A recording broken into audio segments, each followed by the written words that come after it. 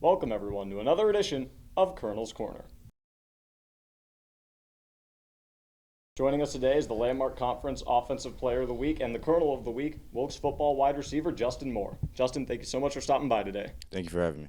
So to win the Landmark Conference's Offensive Player of the Week and the Colonel of the Week in your final regular season game here at Wilkes, what does that mean to you?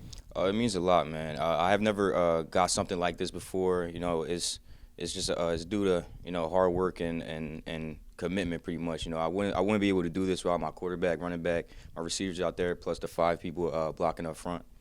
You put up a season-high 96 receiving yards and caught a touchdown in that game against WestCon, but you also threw a 36-yard touchdown pass early in the second quarter to get you guys on the board early, a lead that you guys held on to for the rest of the game. Take me through that play. Was that kind of just a spur-of-the-moment play during the week of practice, or was that in the playbook for a long time and you were just waiting to execute it? Yeah, we had that play in the playbook for a little while. I got to give it up to our offensive coordinator, Coach Dickerson, for drawing that up and allowing and putting his trust into me for throwing the ball, because I know if other than a quarterback, it's not necessarily popular to let a receiver throw the ball. But we have some really good coaches that can put on some really creative plays, and that's who really put the hard work in. I just caught the ball and threw it to Janaz.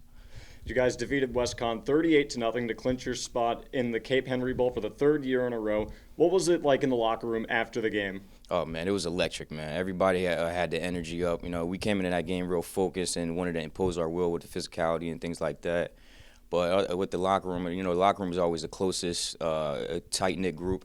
And, coming after a dominating win like that, we just came out and pretty much partied after that game. So you guys will be taking on Shenandoah in the Cape Henry Bowl. What's it going to take for you guys to come away with a win? Because like I said, third year in a row you've been in this setting, very familiar for you guys. What's it going to take? It starts with the preparation at practice this week. The game plan is already set. We just got to go in there and impose our will and dominate and execute to the highest level. Our coach is going to put us in the right positions. We just have to do the right things, and we're going to come out victorious again.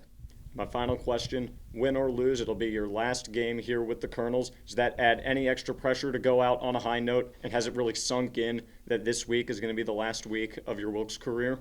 So I don't think it hasn't sunk in yet. I think it's going to sink in probably after the game. Right now I'm trying to live in the moment. And other than that, man, we just got to keep fighting. And now it's our last game. We just leave everything out there, leave nothing for chance. Go out there, dominate, and I got the rest of my life to heal. Just put your body on the line for the brothers and for the young guys that are trying to make a name for themselves and trying to leave a long-lasting legacy at Wilkes. The Colonels return to the gridiron one final time against Shenandoah on the road in the Cape Henry Bowl. Kickoff is at 4 p.m. Justin, once again, thank you so much for stopping by, and best of luck next week. Thank you. Appreciate it.